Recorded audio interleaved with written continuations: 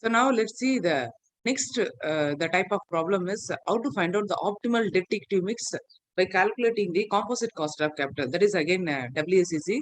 So here the in the problem what is given is the different combinations of debt and equity is given with the corresponding cost of equity as well as cost of debt. So now with this we have to find out the optimal debt equity mix so that the company can reduce WACC. So that is the weighted average cost of capital, the overall cost of capital they can reduce. So how to solve this type of problem is, see the data given in the problem is debt as a percentage of total capital employed, that is given, cost of debt is given, cost of equity is given. So now what we can do is, whatever that is given in the problem, the same thing we can use.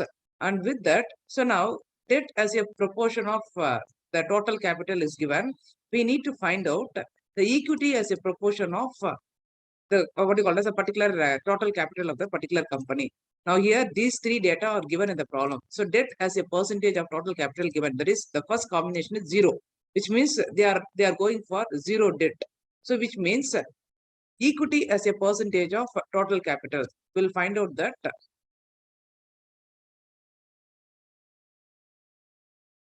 equity as a percentage of total debt.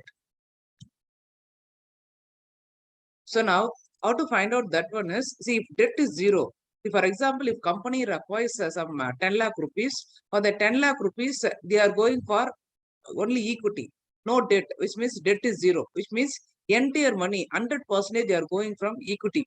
So which means if debt is zero, the entire percentage, whatever they require, whether they require 10 lakh rupees or 10 crore rupees or whatever it may be, companies, they are depending the entire money from equity alone. Now, the next step is they are going for only 10% debt. So in that case, what will be the proportion of equity? The balance they are compensating, whatever may be the money requirement or fund requirement of a company. If they are depending 0% debt, which means the entire proportion they are getting from equity. So if they are depending only 10% from the debt, then the 90% they are getting from equity. Similarly, if they are depending 20% from debt, balance 80% they are getting from equity. Similarly, 30 means 70 is the equity, 40 means the balance 60 is the equity. That is, they are receiving the fund from equity by issue of equity. Then if 50 is the proportion from debt, then balance 50 is from equity and 60 means 40 will be the equity. So now we have received cost of, we have found out that the debt as a percentage is already given. We found out equity as a percentage. So the next step is we need to calculate what you call as the debt as a percentage multiplied with cost of debt. We have to find out. That is, what is the percentage of debt in the total capital multiplied with the cost of debt. So we need to find out that. Similarly, the equity as a percentage multiplied with cost of equity. We need to multiply that. So for that, I will include one more column. Okay. So now what we can do is here we can find out the cost of debt multiplied with the debt as a percentage. So for our easy understanding, so we can include one more column so that let me give numbering for each and every column. That will be easy for us. So now this column will take it as A, this column we can take it as B, and this we can take it as C, and this we can take it as D.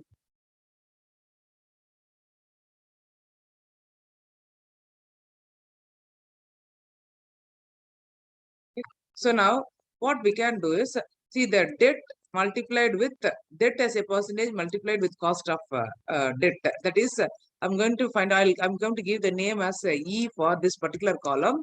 What we are going to do is A column multiplied with B. So A multiplied with B.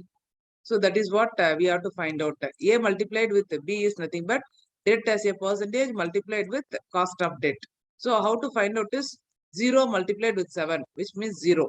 Then 10 multiplied with 7 is 70. Then 20 multiplied with 7, that is 140.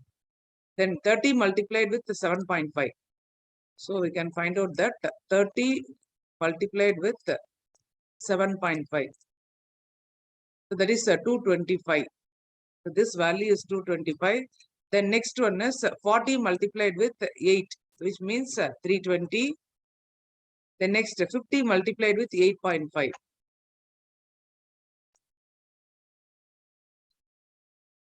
it's 425.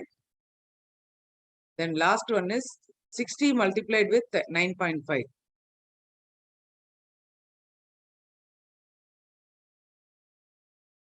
So it comes around 570. So now debt as a percentage multiplied with cost of debt, we found out. Next is we have to multiply equity as a percentage multiplied with cost of equity. So for that, I'm giving the name for this particular column as F. So how to find out is C multiplied with D. C multiplied with D. So this is how we can find out this particular value.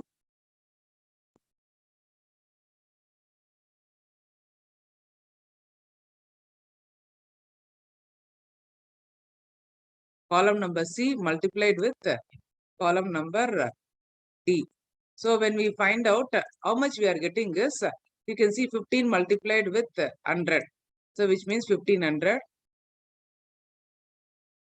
Then 15 multiplied with 90. So 15 multiplied with 90. So we'll find out 15 multiplied with 90. It is around 1350. Then next step is 15.5 multiplied with 80.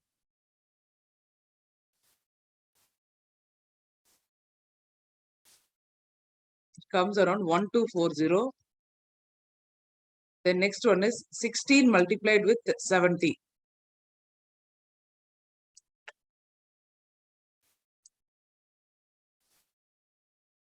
Comes around 1120. Then next one is 17 multiplied with 60. Comes around 1020. The next 17 multiplied with, 19 multiplied with 50. Is 950.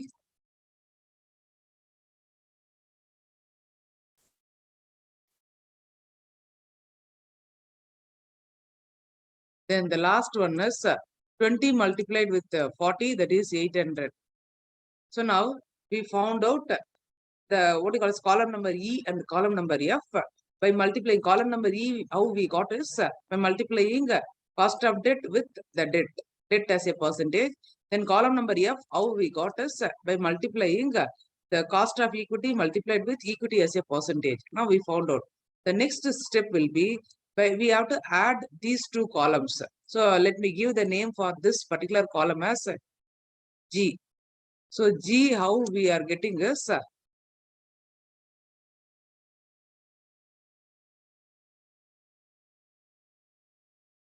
so this particular column G, how we are going to get G is by adding column number E with column number F.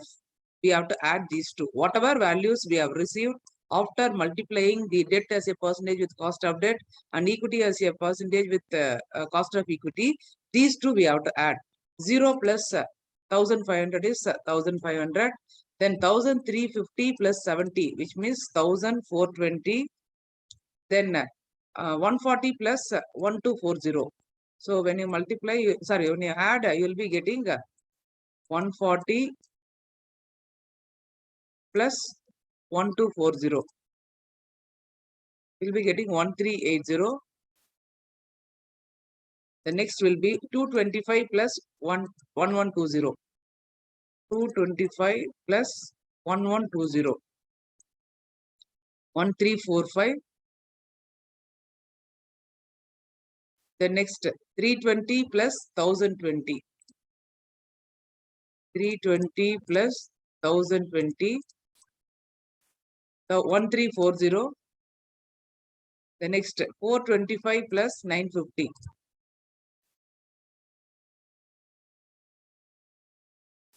Comes around 1375. Then the last one is 570 plus 800.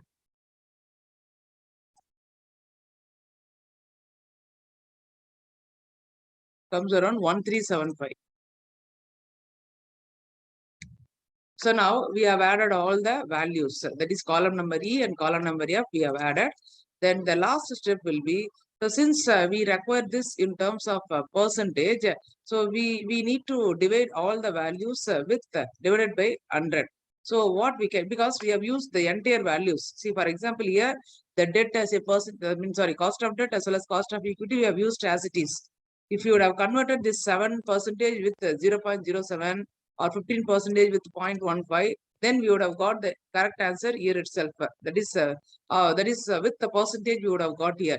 So since we have multiplied as it is, we have to find out in terms of percentage. What we can do is column number H. How we can get column number H is G divided by 100. Whatever value we are getting from G, that should be divided by 100. So which means all these values should be divided by 100.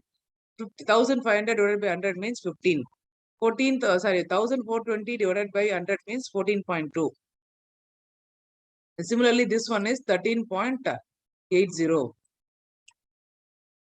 Then this is 13.45. Then this is 13.40. And this one is 13.75. And this one is again 13.75. Okay. So now the next step will be, we need to identify from this particular last column, which is the least value, because always all the companies, they want to reduce the cost. At which proportion the cost is least for the company. So always the cost reduction plays a major role in whatever may be the type of companies. So they want to find out the each source of fund with the least cost.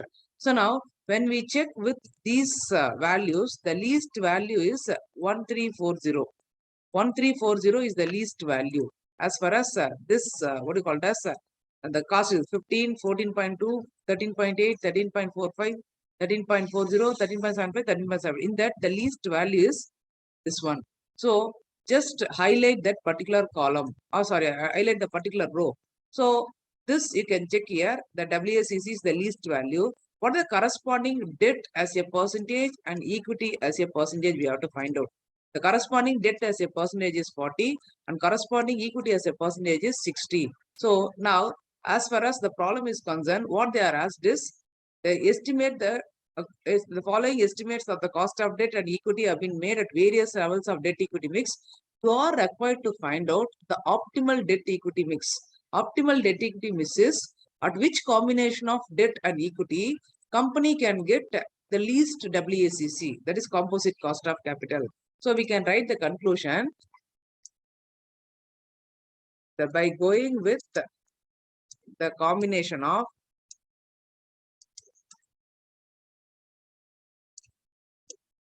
40% debt and 60% equity,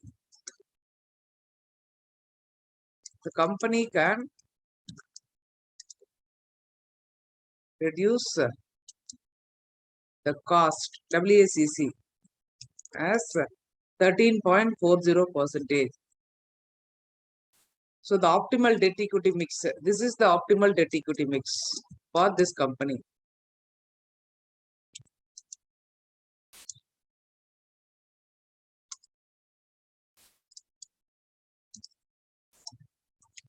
So now we found out the optimal debt equity mix with the corresponding WACC.